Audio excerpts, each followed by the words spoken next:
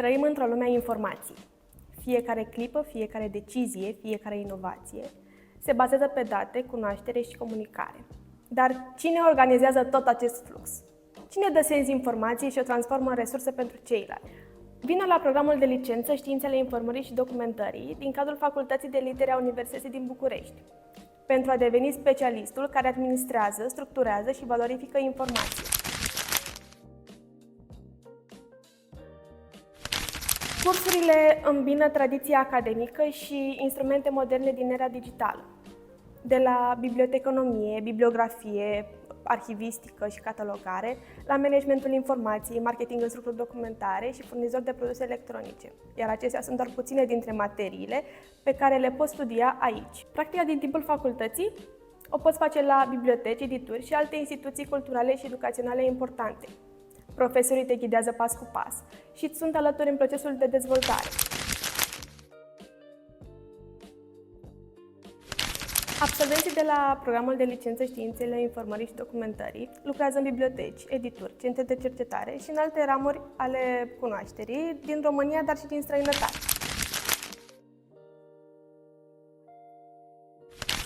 Sunt Budaca Diana, absolventa programului de licență Științele Informării și Documentării, pe care l-am ales din dorința de a prelucra, promova și împărtăși celor din jur informație sigură, de încredere. Am fost studentă la acest program de licență și am avut experiențe minunate.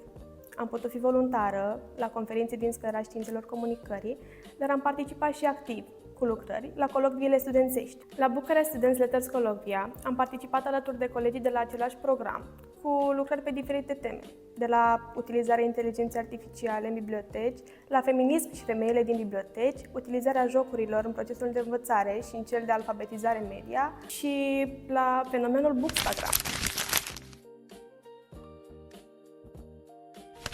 Am fost în practică și în vizite de documentare la instituții importante, cum ar fi Biblioteca Națională a României, Biblioteca Academiei Române, Biblioteca Centrală Universitară Carol I din București și Biblioteca UNEATC.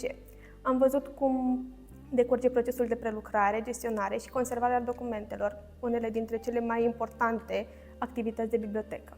Specializarea noastră este singura de acest tip din țară care pregătește specialiști la toate nivelurile: licență, masterat, doctorat și postuniversitar. Astfel, vă puteți crea pachetul complet de studii. Informația este putere, iar tu ai ocazia de a o face accesibilă și sigură pentru cei din jur. Vină la programul de licență Științe ale Informării și Documentării, unde pasiunea pentru cunoaștere întâlnește tehnologia, unde informația poate căpăta sens prin tine.